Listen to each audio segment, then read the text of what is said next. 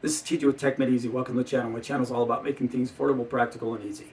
And what we're going to be talking about today is obviously the Linux desktop and what you need to know if you're considering moving to it. Maybe you're considering moving to it because Windows 10 is becoming end of life 2025, or you're just looking for another alternative. And I just want to say right now, to me, there is no perfect operating system.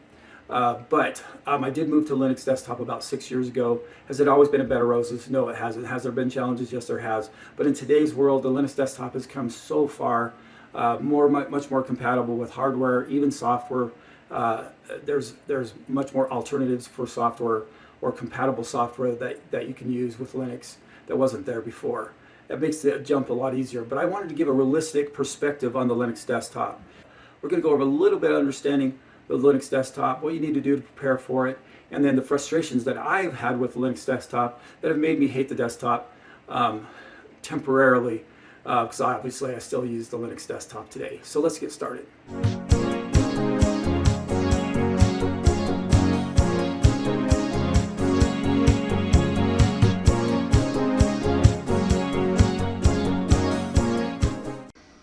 Now this is an image of a fresh install of Linux Mint Cinnamon. I am using Linux Mint Cinnamon on my desktop, and I just want to let you know that one thing that's really nice about Linux is that you can customize it to whatever you want. It's just that some distros like Linux Mint Cinnamon and KDE Plasma have tools built in that allow you to manipulate your desktop very easily. In fact, with just a few mouse clicks, you can create an interface of Linux Mint that looks like this. The icons are in the center. This is very easy to do. You just go up here and you're going to go ahead and I can now move this to the left and I can have it on the left. I'm going to leave them in the center. But Linux just, it depends on, again, on the distro that you're using, makes it really easy to manipulate your desktop.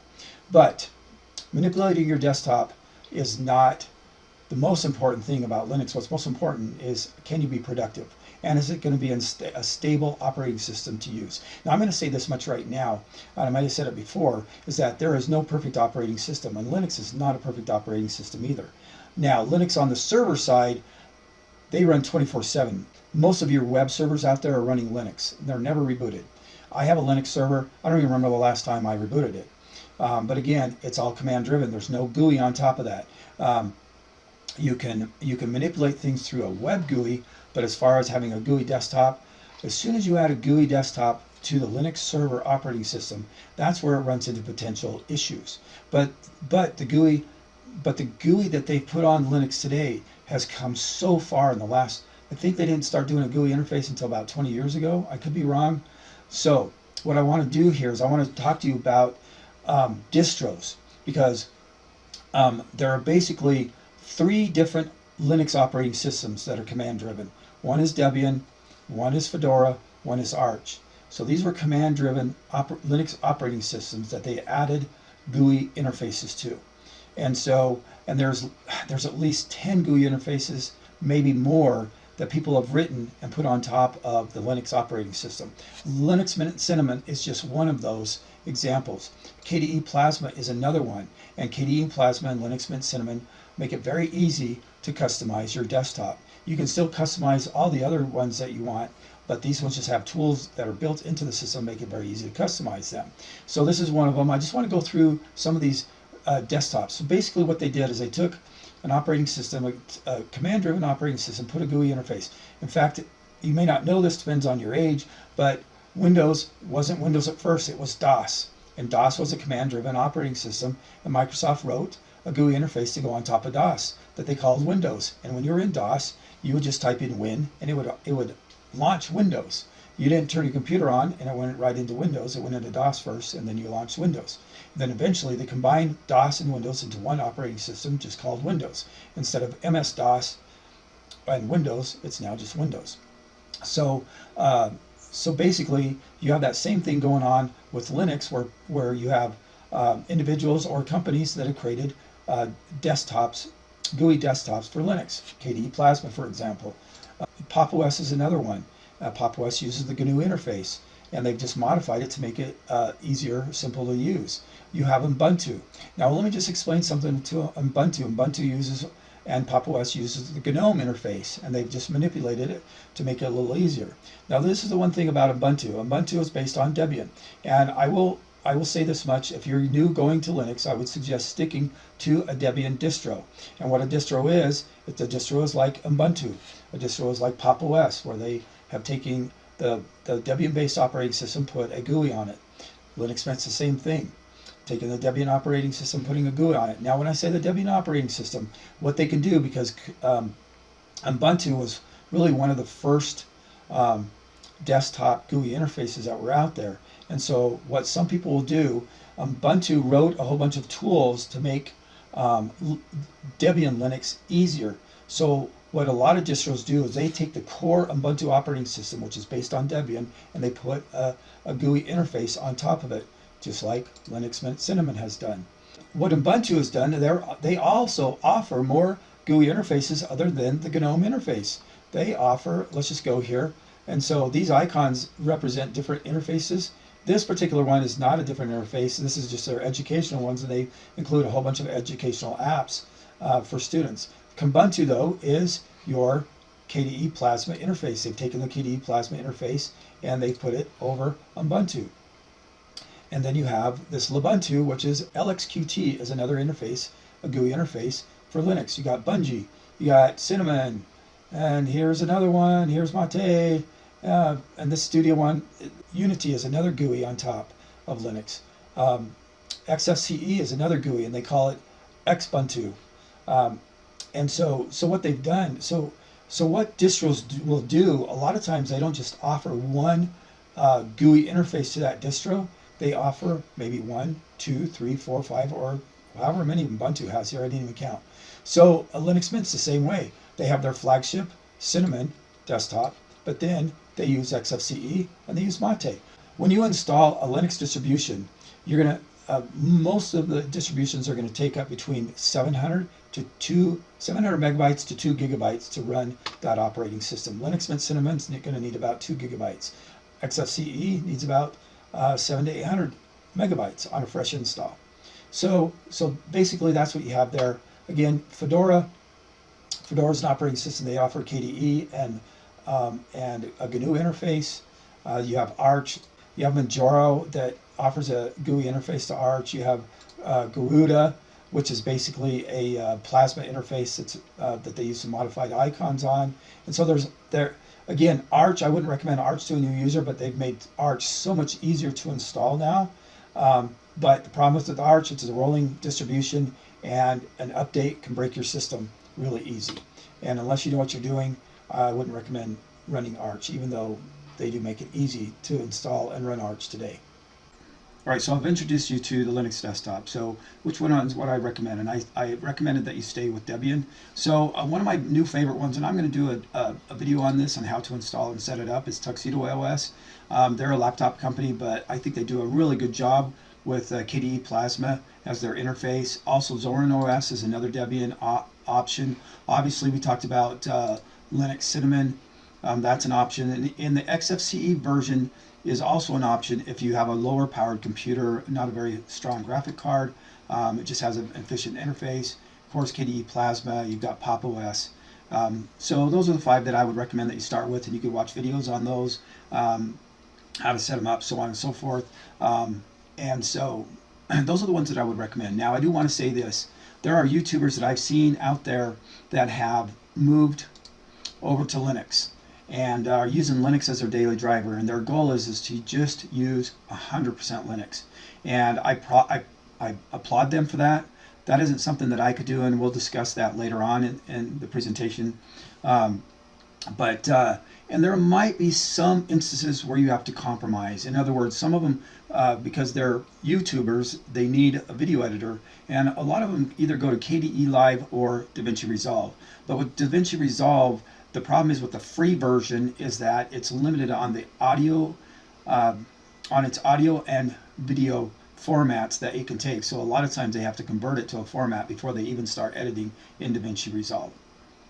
So just letting you know, there might be some cases in which you can't find software that allows you to go 100% without making some minor compromises. So bottom line, who is Linux for?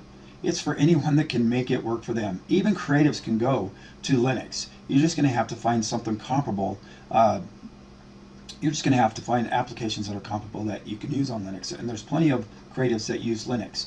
But I understand that there's going to be a lot of creatives that just can't give up the Adobe Suite. It's a great suite, great applications.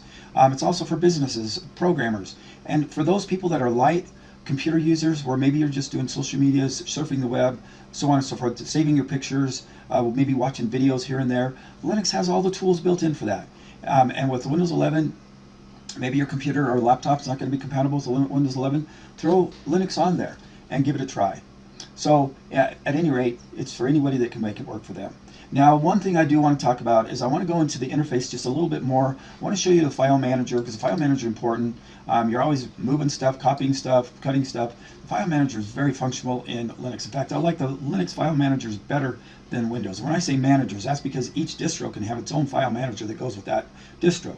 Nemo goes with Linux Cinnamon.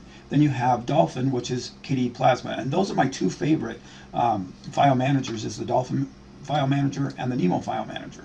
Talk about apps, because it's really important that you understand how apps work in Linux, because that was confusing to me. But I will say this much: there was a turning point for me to use Linux when I saw a presentation on Linux Mint. And the whole purpose of this presentation was show that you never have to go to the terminal when you use Linux. And I always thought you had to go to the terminal to install an app in Linux, because whenever I'd see anybody talk about Linux and go in and show how to do an app, they would go into the terminal and install it that way. Well, I'm not used to installing apps through the terminal. I was always used to double clicking on an exe file and whammo, it's installed. And I just didn't want to deal with that. But when I saw that there was a software manager and you install everything from the software manager, it was great. But before I do that, one of the things I want to talk about really quick when it comes to apps as well is a lot of Linux YouTubers, they talk about, if you're using Adobe Photoshop, use GIMP. Well, the problem is with GIMP, the interface is a little different. There's a learning curve to GIMP, even though it does a lot of the same stuff that Photoshop does. What I don't understand is why they don't talk about Photopea more. And there's a few that do. Photopea is almost an exact clone of Photoshop. So when you go to Linux and you do Photopea, Photopea is going to be missing. It's not going to have all the latest and greatest that Photoshop has. But if you're a light user of Photoshop, you can use Photopea. It's very easy. If I just select this here, hit delete, now I've got a transparent background. So the interface is very similar to Photoshop. And so moving to Photopea is going to be very easy than it is to GIMP if you're used to Photoshop. But let's just go into what we call the software manager, or software store if you want to call it that. So this was great when I saw this. And I very rarely go to the internet to install an application in Linux. I try to go to the application store or manager. And when I say store, 95 or 99% of the apps in here are free. There are very few apps that you have to pay for in Linux. There are some that you do. So let's just type in Firefox for a minute. So I'm not saying you're going to use Firefox, but this is going to give you a good example. Now in Linux, when you install a Linux distro, almost all Linux distros come with a browser. Most of the time the default browser is Firefox. Sometimes some of them do install Google Chrome, and Google Chrome is available in Linux, and so is Edge. So, but what you're going to notice here on the top left, it says Firefox, and then in the top middle it says Firefox, and it has a green check mark on it if you can see that. And then some of these other things are just add-ons to Firefox. So, but why is there two different applications for Firefox? Well, let's just go into the one that's installed. Check mark means installed. And let me just show you this really quick. It says system package here. That's because you got to understand how they work.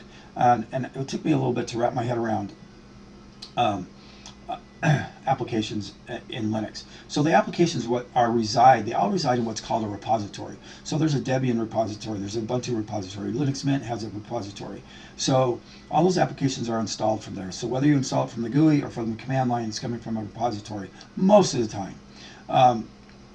And so, but let me just talk about how the reason why there's more than one version of an application here. And there's actually 5 ways to install apps in Linux. So when you're a developer and you develop an app for Linux, you develop it for Debian, Arch, and Fedora. And so that means you got to maintain 3 different versions of that software. So what they did to solve this problem, they came out with what's called Flatpaks. So a Flatpak is a universal install package, so you can install it on Debian, Linux, or Arch, Fedora. Doesn't matter which flavor of Linux you're using, Flatpak works on all of them. It kind of sandboxes it, what they call that, and all the files are independent of the operating system. So normally when I install an application with Linux, I usually install a Flatpak, and this is the other reason why I install a Flatpak. In this case, it was already installed, so I didn't bother installing the Flatpak version. But usually the Flatpak version is the newest version of that software most of the time.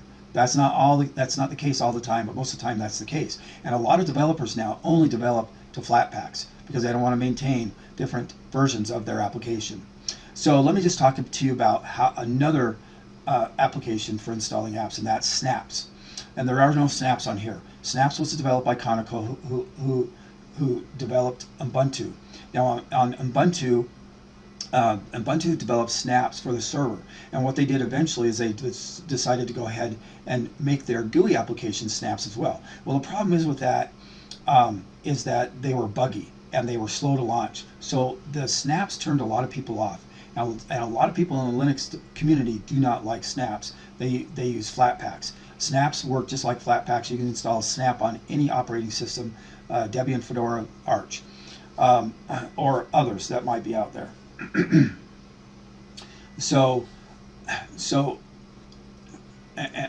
And that's another reason why I don't necessarily recommend Ubuntu-based operating systems, because they only allow, or it's only set up to install Snap packages. You can install Flatpaks on those, but you have to do it manually, go to the terminal, so on and so forth. So now, and then on top of that, Linux Mint, they don't like Snaps, so they don't include them in their store. I could still install a Snap application in Linux Mint if I wanted to, but I've got to go to the terminal and install it that way. All right, so now let's just talk about two others. There's what they call app images. App images are a standalone application. I mentioned Kdenlive not too long ago. Kdenlive comes in an app image, and it's just one file. You don't install it. It just runs. Kind of like an exe file that you don't have to install on Windows. You just launch it and it runs. So app images is one. Now, not everybody makes app images, but there are a handful of app images, but a lot of people like to use the app images on their systems too, particularly if they're an Arch user. So then the other one is called a deb package. And a deb package is made for Fedora, Arch, and others. So there's a few applications that I have installed on my system that are actually, I actually have to surf the web and go out to them. And one of those applications is free. I use FreeOffice now as my Office program, and obviously it's available on Mac, Windows, and Linux. And in the download, it has 3 different options for downloading. You see what I'm saying? Where developers have to maintain 3 different versions. So I just download the deb package. You go ahead and install that through the GUI. Just click on it in your download directory, and it installs. Most of your distros today allow you to install a deb package through the GUI. Sometimes you have to go through the command line. But those are the 5 different ways of installing applications, and why there's so many different versions of an application to install. So I hope that's not confusing, but that's how you install apps. You can install them through the GUI. Now those people that are Linux guys, they might install them through the command line still, but I prefer to just go to the GUI and look for it in there. When you're looking to go to Linux, one of the things that you want to do is you want to look at your apps and see what apps are actually available in Linux. Because you would be surprised. And take, for instance, let's just take one simple app, VLC. VLC is available in Windows, Linux, and the Mac. You'll be surprised how many applications you're using that are actually in Linux as native apps, like Zoom, Spotify, Slack. There's a ton of them out there. Google Chrome is available in Linux. I mean, there's so many applications that you use today that might be in Linux already. So when I made the move to Linux, my big thing was I went ahead and found as many free applications that I could find that I ran on Windows that was Windows compatible and Linux compatible before I made the switch. One of those was an Office suite. So I was running LibreOffice for a long time before I went to Linux, and I ran LibreOffice on Linux as well. But I have settled down on what they call FreeOffice. FreeOffice to me is the closest thing to Microsoft Office, and I don't have to be 100% Microsoft Office, but as far as compatibility goes, obviously you can edit and save Excel files. Same with the word processing. I just find that FreeOffice fits me the most. I do have a video on 6 options for on FreeOffice applications for Linux. And obviously one of those is Google Docs, Google Sheets, Google Slides. My wife went to Linux, and she uses Google Sheets a lot because she's sharing um, spreadsheets a lot, and so multiple people need access to those. Or it might be a spreadsheet she just wants online when she's out and about. So an Office Suite is one of those things that you're going to have to consider. Again, I'll have a link down below. I made 2 different videos on Office Suites. Free Office is the one that I settled on. Now, my wife, on the other hand, she uses a very complicated Excel spreadsheet. She didn't write this. We belong to an investment group. It's for evaluating commercial property. It has a whole bunch of 3D spreadsheets in it, complicated formulas. And I was worried that we weren't going to be able to find anything to run it because all of the free Office suites that I had tried did not work with it except for one. And this one I didn't try. And once I tried it, then because my wife didn't used to pay for Microsoft Office, but because of the spreadsheet, she got a subscription to it. Now she has canceled that subscription and she's using the other Office. So my wife uses a different free Office, Microsoft Office application than me because she has to have that compatibility with that spreadsheet, but she also uses Google Sheets a lot as well. Now, the one application that I wasn't going to compromise on was my video editor. I've been using this video editor for 20 years. It started off as a music editor, and then they made a video editor out of it, and that's Vegas Pro.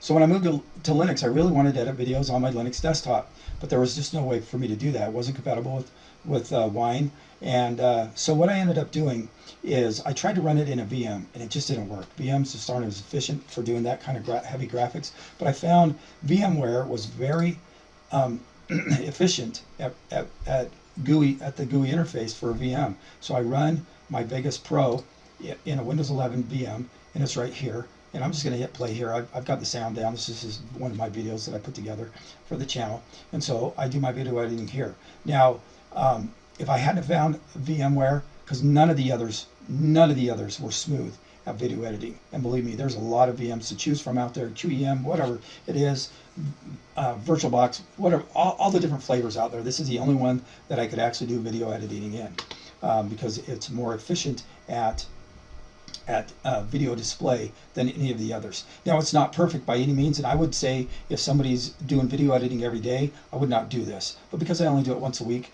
it's not that big a deal, and it works fine for me, and it works great. So that's one of the challenges that I had on going to Linux. I wish I could have a video editor in running Linux. Maybe one of these days, it's possible that as Linux gets more popular, maybe Sony Vegas will, or Vegas Pro, maybe they'll make a Linux version of it. But until then, I'm just going to run it in a VM, and that's all I run Windows 11 for, is just my video editor. So I look at Windows more like an application than an operating system. And then on top of that, when we moved my wife over to Linux, the other challenge that we had besides that spreadsheet was she uses QuickBooks. Now, there is GNU Cache in Linux, and she eventually might go start using GNU Cache because what she does in QuickBooks is not complicated. She could probably get away with GNU Cache, but until that time, she's also running Windows in a VM so that she can run QuickBooks. And she only runs QuickBooks maybe every other week, once a month. So she's not in that Windows VM all the time. And again, she just runs QuickBooks and that's it. Otherwise, everything else, she's 100% Linux. Now, let me just talk about some of the frustrations I've had with Linux. And again, everything has its love-hate relationship. And believe me, through the years, doing updates, messing around with the desktop, because I am a fiddler, I've broken my desktop before and had to reinstall. But updates have actually broken my desktop as well. So I'm just going to talk to you about my last frustration with Linux. And again, you can say this is is this a Linux-based problem? No. You're probably going to have this. You could have these problems with any of the distros anytime you do an update. You don't know how that update is going to affect applications that you're running. Now, this particular time that I did an update, it affected my VM. So what would happen here when I'd run my VM, if I had, and right now I have quite a few browsers open with different tabs open, so on and so forth, applications open. When I would run my VM after that update, if I had anything open on the desktop, anywhere, any virtual desktop, it would crash. So the only way that I could do video editing, I had to close everything down and do my video editing. And even then, it might crash in the middle of me editing a video. It was kind of frustrating. I hated it. So at the time I was running on Linux Mint 21.3. They already come out with 22, and they'd come out with 22.1. Well, I thought, well, maybe if I upgrade to 22, that these problems will go away. Not reinstall, but do an upgrade. Now, the upgrade from 21.3 to 22 was a major upgrade. So instead of doing the upgrade on my desktop, I have a test system that I do a lot of testing on. I ran the upgrade on my test system, and it upgraded fine. Took forever because it was a big upgrade. But what I found out on that particular system, I want to install a deb package. Now, one thing I haven't talked about is deb packages. When you go to install an application, I said that you can install mostly everything through the store. Every once in a while, it's not found there, and the only way to install it is by a deb package. And so I went in and downloaded this deb package. I went to install it, and it would not install. Gave me an error saying this file had to be updated, whatever. It was the wrong version. Anyway, well, I looked into it. I had the latest version of that file.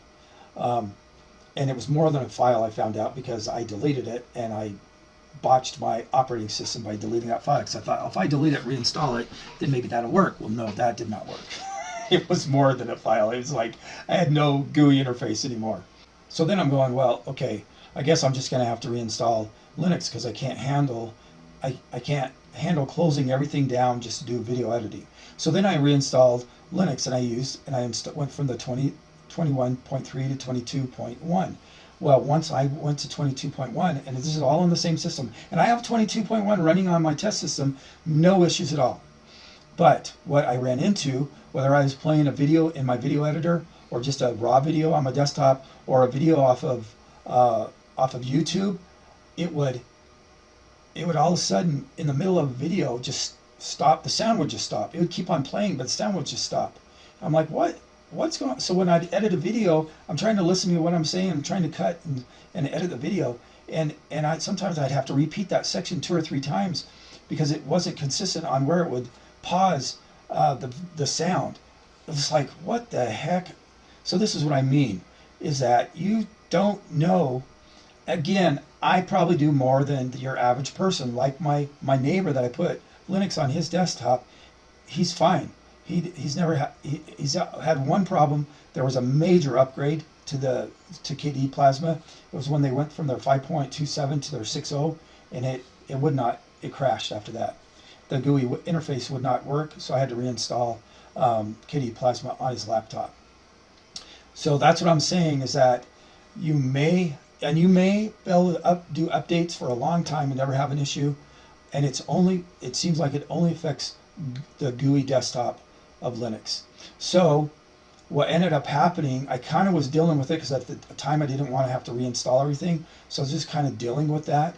And with a couple of updates, the problem went away because it was on this particular desktop that problem it existed, and I didn't have to reinstall it. An update did fix it. So I don't know what it was that was causing that situation, but this is the reality, is that you can run into problems with Linux just like you do with Windows. It is not. So many Linux YouTubers talk about how stable Linux is. That's only true on the server side. It's not true on the desktop side. I'm assuming eventually you're going to run into an issue. I'll say that a lot of Linux people will do a backup of their system before they do an update. I do sometimes I don't. But realistically, there is that possibility if you move to Linux that you're going to do an update, and it may or may not break your system. It might take 2 or 3 years before you see that happen. But that's the reality. A Linux update can break your system just like a Windows update can break your system. That being said, my wife runs Linux now. My son runs Linux for gaming. My 13-year-old daughter runs Linux. So even though I run into these headaches every now and then, I'm still a Linux. I guess you could call me a fanboy. But this is the reality of running Linux and pretty much any operating system. So I hope that was helpful. This is TJ with TechmadeEZ. Have a great day. Thanks. Bye. Now that was easy peasy.